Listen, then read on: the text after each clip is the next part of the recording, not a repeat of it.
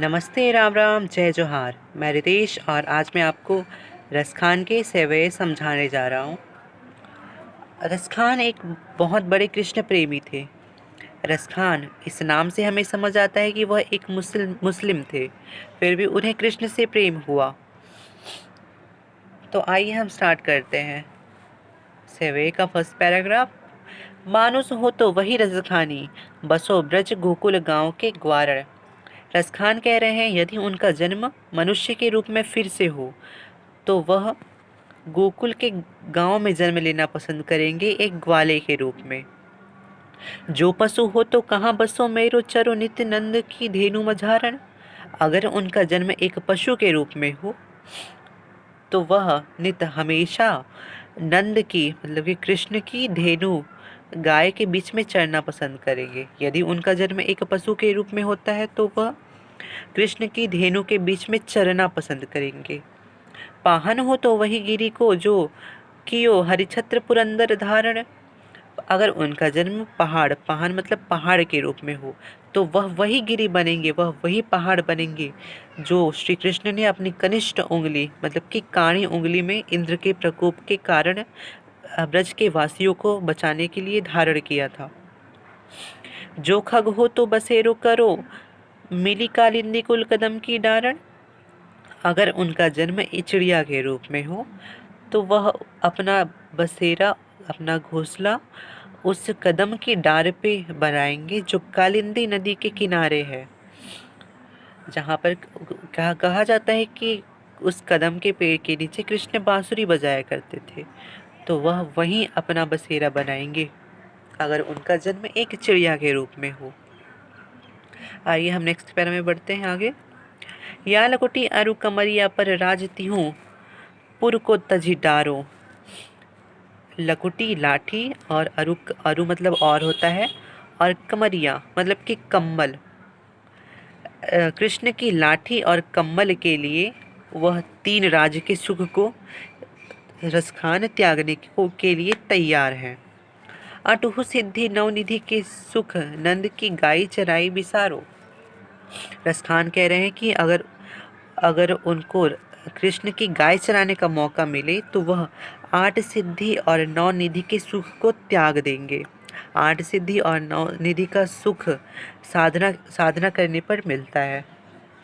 तो अगर उनको नंद की कृष्ण की गाय चराने का मौका मिले तो वह 8 सिद्धि 9 निधि के सुख को त्यागना पसंद करेंगे। रसखान का वो इन आखिन सो ब्रज के बन बाग तड़ाग निहारो। रसखान कह रहे हैं कि अब उनकी आंखें तरस रही हैं ब्रज के बन बाग, तड़ाग मतलब होता है तालाब, निहारने को, और कह रहे हैं उनकी आंखों को ब्रज के बाग बन बाग तालाब निहारने का मौका कब मिलेगा। उनकी आंखें ब्रज की इन सारी चीज़ों को देखने के लिए तरस रही हैं। कौटिक एकर धौत के धाम करीर के कुंज ऊपर वारों।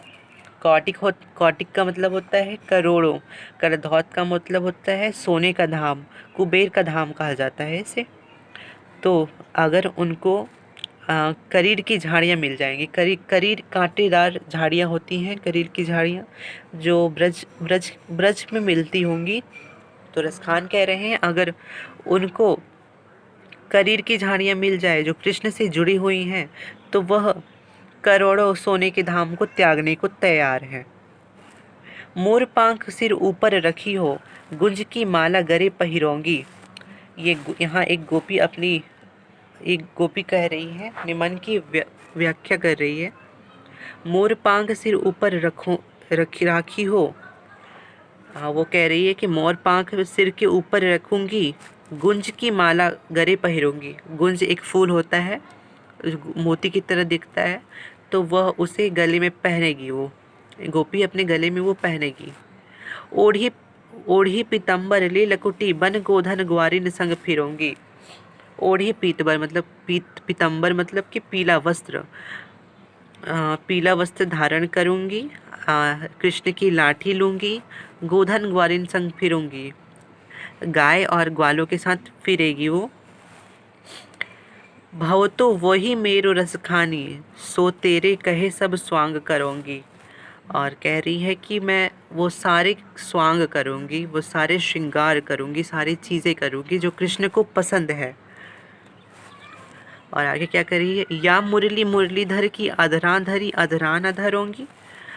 पर जो जो मुरलीधर के मतलब कृष्ण की ओठों पर कृष्ण धरते हैं, उसे अपने ओठों पर नहीं धरेगी वो, क्योंकि यहाँ पर सौतिया डा है। कृष्ण की बांसुरी से गोपियों को सौतिया डा है, क्योंकि सौतिया डा किसे कहते हैं, मतलब कि ईर्ष्या का भाव है कृष्ण की मुरली पर गोपियों का। जब कृष्ण बांसुरी बजाते हैं तो तन मन बांसुरी बजाने में ही लग जाते हैं, मग्न हो जाते हैं और गोपियों को इग्नोर करते हैं, गोपियों के ऊपर ध्यान नहीं करते हैं, इसलिए गोपियों को बहुत जलन होती है। तो वह तो और गोपी कह रही है कि मैं उस मुरली को धारण नहीं करूँगी अपने ओठों पर, जो कृष्ण अपने ओठों पर धरते हैं। हाँ, तो आइए हम लास्ट पैराग्राफ की ओर बढ़ते हैं।